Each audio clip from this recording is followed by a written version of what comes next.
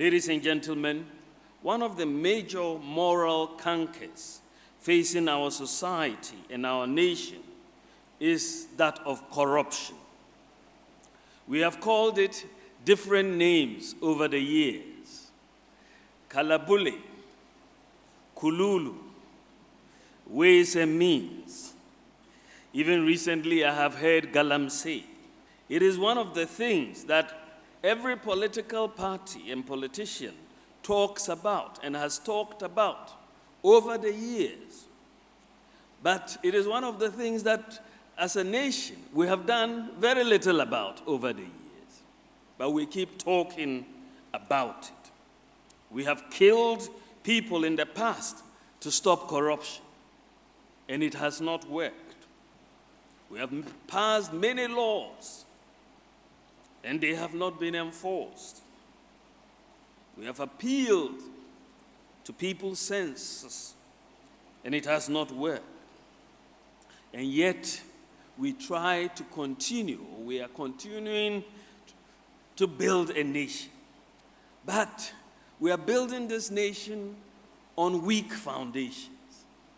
If you don't address some of these fundamental issues, like corruption, you will continue building and then rebuilding and rebuilding. Every politician, I think, who has held office or who is holding office should be made to answer that question. What did you do, or what are you doing about corruption? What are the concrete measures are we taking to deal with corruption, or have you taken to deal with corruption? Ladies and gentlemen, when our government came into office, one of the approaches we took to address the issue of corruption is to put in place systems that eliminate corruption, because corruption thrives in darkness. Corruption does not survive when there is openness, when there is light, when there is transparency. And so, for us, a corrupt society only works for the privileged few. It excludes the majority of ordinary citizens from benefiting from the resources of the nation. And so we set about trying to put in place systems, a new system that could stamp out corruption to a large extent. And our principal operational tools or enablers, which we have put in place to help deal with corruption in Ghana, are three major things. To start with, the enablers, the operational tools.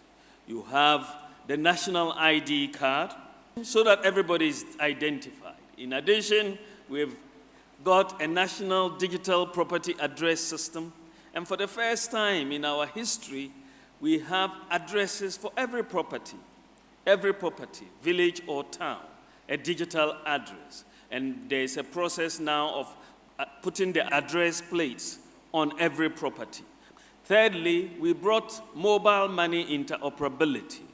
Mobile money interoperability means that you can send mobile money to different networks, and you can also send money between your own mobile money account and a bank account. Very, very important. The first country in Africa to do so. Ladies and gentlemen, the digital economy is a massive economy.